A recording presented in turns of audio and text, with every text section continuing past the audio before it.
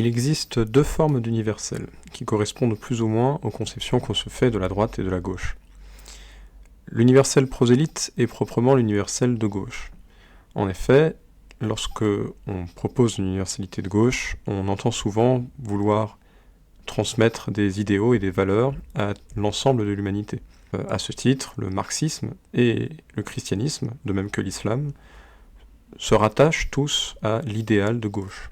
Leur universel propose de considérer l'être humain comme étant la seule unité possible, politique.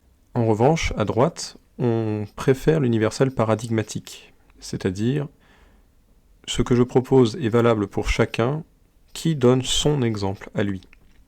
Lorsqu'en politique, un peuple se donne des principes à lui-même, il le fait toujours à la face du monde, parce qu'il se sait regarder. Les possibilités et les contraintes à l'action de chacun sont alors conférées tantôt au seul citoyen, tantôt à l'humanité tout entière. Ainsi, il en va, pour la France spécifiquement, de la loi du 5 mars 2007 instituant le droit au logement. La mise en œuvre du droit au logement est garantie par l'État à toute personne qui, résidant sur le territoire français de façon régulière et dans des conditions de permanence définies par décret en Conseil d'État, n'est pas en mesure d'y accéder par ses propres moyens ou de s'y maintenir. Mais qui donc réside sur le territoire français ?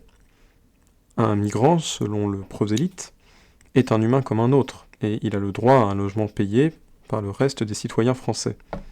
Mais du point de vue paradigmatique, qu'en est-il ? L'homme qui suit le paradigme, appelons-le le paradigméen, peut légitimement répondre la chose suivante.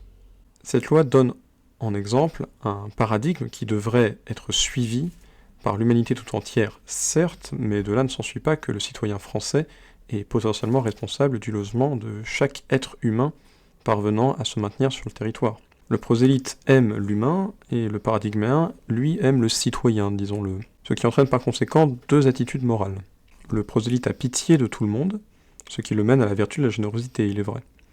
Mais le vice qui est relié à cette générosité, et qui va de pair avec cette générosité, c'est la complaisance.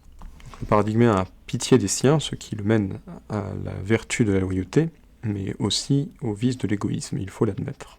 La loi française, depuis 2007 au moins ici, mérite, hélas, l'accusation de complaisance plutôt que l'accusation d'égoïsme, et de manque de loyauté à l'égard des citoyens qu'elle est censée servir.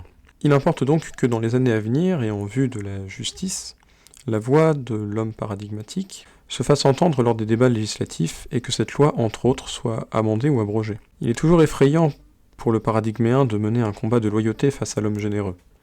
Ce dernier le calomnie en lui disant qu'il n'a pas de cœur, qu'il est ignorant, voire qu'il ne devrait même pas être considéré lui-même comme un être humain. Le prosélyte est alors soudain plus proche de son lointain que de son prochain, et il choisit malgré tout ses frères en humanité, quoi qu'ils disent. Pour nous donner du courage dans notre lutte pour cet autre universel paradigmatique, qui se limite à seulement donner un exemple au monde, et non pas à lui donner des leçons, souvenons que Périclès encourageait ainsi les Athéniens à ne pas laisser les cadavres ennemis sur le champ de bataille, comme le faisaient les Spartiates. Notre constitution n'a rien à envier aux lois qui régissent nos voisins. Loin d'imiter les autres, nous donnons l'exemple à suivre.